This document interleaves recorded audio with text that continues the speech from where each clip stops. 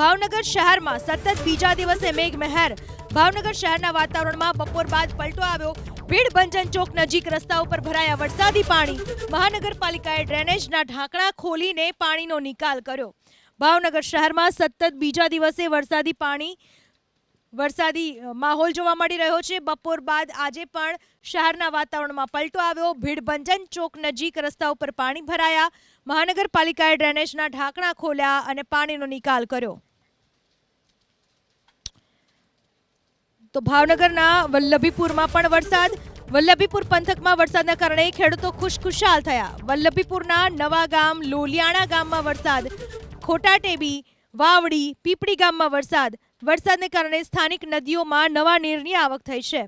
ભાવનગર જિલ્લાના વલ્લભીપુરમાં વરસાદી માહોલ છે। ખેડૂતો ખુશખુશાલ છે। વલ્લભીપુરના નવાગામ લોલિયાણા ખેટાટેબી વાવડી પીપળી આ તમામ ગામોમાં વરસાદ છે।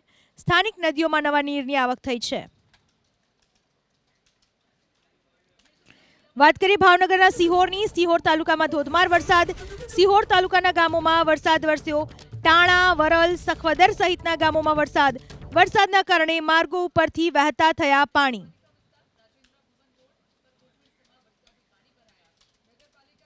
તો ભાવનગરના પાલીતાણામાં પણ આ જ સ્થિતિ। ભાવનગરના પાલીતાણામાં વરસ્યો ધોધમાર વરસાદ। પાલીતાણાના ગ્રામ્ય વિસ્તારમાં વરસ્યો વરસાદ। મહાદેવના મંદિર નજીક વરસાદી પાણી ભરાયા છે। ભાવનગરમાં ઠેર ઠેર વરસાદી માહોલ જોવા મળી રહ્યો છે। શહેરમાં પણ આજે સતત બીજા દિવસે વરસાદી માહોલ જોવા મળી રહ્યો છે, ત્યારે ગ્રામ્ય વિસ્તાર પણ જળબંબાકાર થયા છે। વરસાદને કારણે ખેડૂતોમાં ખુશી જોવા મળી રહી છે।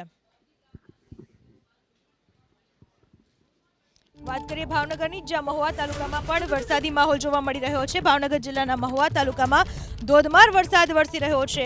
વરસાદને કારણે ઠેર ઠેર પાણી ભરાયા હોવાની સ્થિતિ જોવા મળી રહી છે। ભાવનગરના મહુવા તાલુકામાં જ્યાં વરસાદને કારણે પાણી ભરાયા છે। કોટિયા કડમોદર વાવડી સહિતના ગામોમાં વરસાદ। બગદાણા મોણપર વાઘવદરડા ગામમાં પણ વરસાદ છે।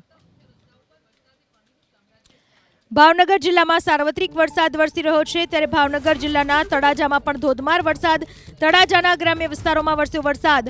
રોયલ માખણિયા સાંગાણા ગામમાં વરસાદ। તળાજાના કામરોલ શોભાવડ ગામમાં પણ વરસાદ। ભાવનગર શહેર અને જિલ્લામાં સાર્વત્રિક વરસાદ વરસી રહ્યો છે। ગામડાઓમાં વરસાદ વરસતા જગતનો તાત ખુશ થયો છે, જે મીટ માંડીને બેઠો હતો કે મેઘરાજા મહેરબાન થાય, અને ત્યારે વરસાદ વરસતા સમગ્ર જિલ્લામાં ખુશી જોવા મળી રહી છે।